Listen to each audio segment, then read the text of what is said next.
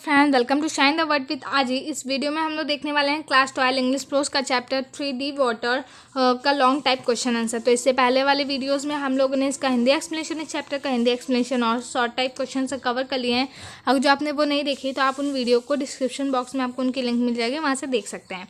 तो चलिए ये हम स्टार्ट करते हैं। तो जो हमारा फर्स्ट क्वेश्चन है वो है, What was the incident which nearly killed Douglas and developed in him a strong aversion to water?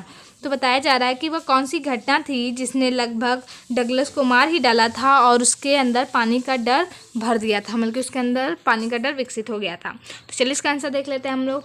The incident that nearly killed Douglas accord to at the YMCA pool when he was 10 और 11 years old. तो जो incident हुआ था जिसकी वजह से Douglas मतलब कि एकदम मरने की अवस्था में पहुंच गए थे, तो वो YMCA पूल में हुआ था जब वो 10 और 11 ईयर्स ओल्ड के थे। He had decided to learn swimming at the YMCA pool and thus get rid of his fear of water. तो उन्होंने डिसाइड किया था स्विमिंग सीखने के लिए कहाँ पे, YMCA पूल में, और वो अपने पानी के भय से छुटकारा पाना चाहते थे। तो वो मतलब कि छोटे पर से ही बचपन वो पानी से डरते थे। One morning when he was alone at the pool, a big bully boy tossed him into the deep end of the pool. तो एक सुबह जब वो पूल में अकेले थे तो वहाँ पे एक बहुत शरारती लड़का आया और उसने उनको पूल की गहराई में फेंक दिया, धक्का दे दिया। Though he had planned a strategy to save himself, his plan did not work. तो उसके बाद उन्होंने क्या किया, मतलब कि एक स्ट्रेटजी बनाई अपने आप को सेव रखने के लिए, लेकिन जो उनका प्लान था वो बिल्कुल भी काम नहीं किया था। He went down to the bottom and got panicky. तो वो क्या नीचे तले में पहुंच गए थे और वो पैनिक हो गए थे। Thrice he struggle hard to come to the surface but failed each time. तो उन्होंने 3 बार बहुत ज़्यादा प्रयास किया कि वो सरफेस सतह पे आ जाए, लेकिन वो तीनों बार ही फेल हो गए थे। उसके बाद आगे बढ़ते हैं हम लोग। He was almost drowned in the pool. वो बल्कि पूरे के पूरे डूब ही चुके थे। This miss adventure developed in his strong aversion of water.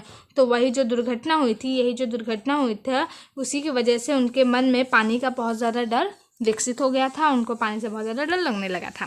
तो आगे बढ़ते हैं। आई होप आपको ये क्वेश्चन समझ में आया होगा। तो हमारा नेक्स्ट क्वेश्चन है, fear is something that we must learn to overcome if we want to succeed in life. How did Douglas get over his fear of water.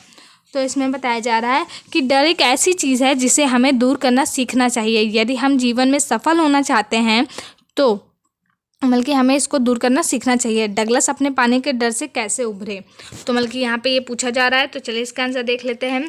The story deep water is a story to sheer, यहाँ पे शीर होना चाहिए, determination and perseverance. तो इसमें बताया जा रहा है कि ये जो डीप वाटर कहानी है ये बहुत ही ज़्यादा दृढ़ संकल्प, दृढ़ निश्चय वाली कहानी है।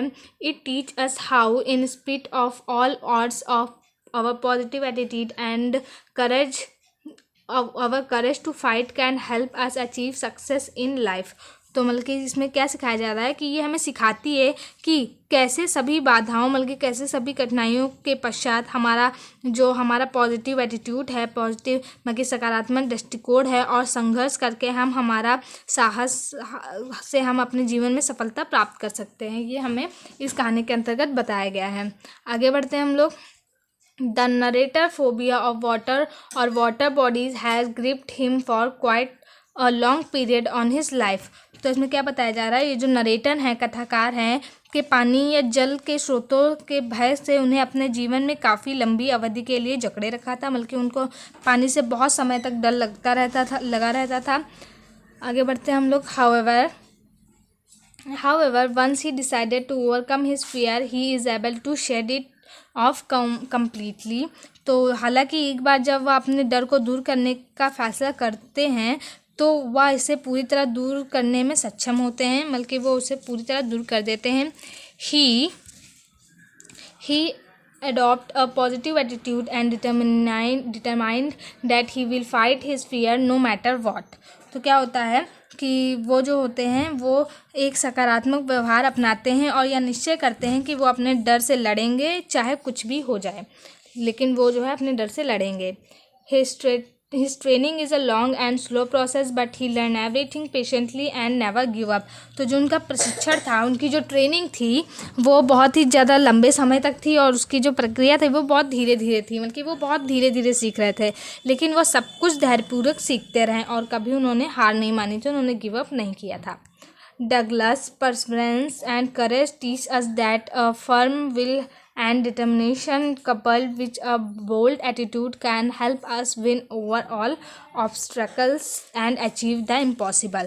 तो क्या डगलस की जो दृढ़ता और साहस हमें यह सिखाता है कि दृढ़ इच्छा शक्ति और दृढ़ संकल्प एक साहसिक दृष्टिकोण के साथ मिलकर हमें सभी बाधाओं पर जीत हासिल करने में सहायक करते हैं। बल्कि अगर जो हम लोग के अंदर करेज है, हमारा जो एटीट्यूड है वो पॉजिटिव है, तो हम किसी भी कठिनाई से लड़ सकते हैं और हम असंभव को भी संभव बना सकते हैं, बल्कि हम इम्पॉसिबल को भी पॉसिबल कर सकते हैं। तो आई होप आपको ये क्वेश्चन भी समझ में आ गया होगा। तो इस चैप्टर में यही 2 क्वेश्चन थे, बहुत ज़्यादा इंपॉर्टेंट थे, और इसके बाकी क्वेश्चन मैंने शॉर्ट में कराए हुए हैं, तो आप वहाँ से देख सकते हैं। तो अगर जो आपको ये वीडियो अच्छी लगी हो तो प्लीज़ से लाइक करिए, मेरे चैनल को सब्सक्राइब कर दीजिए और बेल आइकन भी प्रेस कर दीजिए, ताकि ऐसे ही अच्छी अच्छी वीडियोज़ आपको मिलती रहे।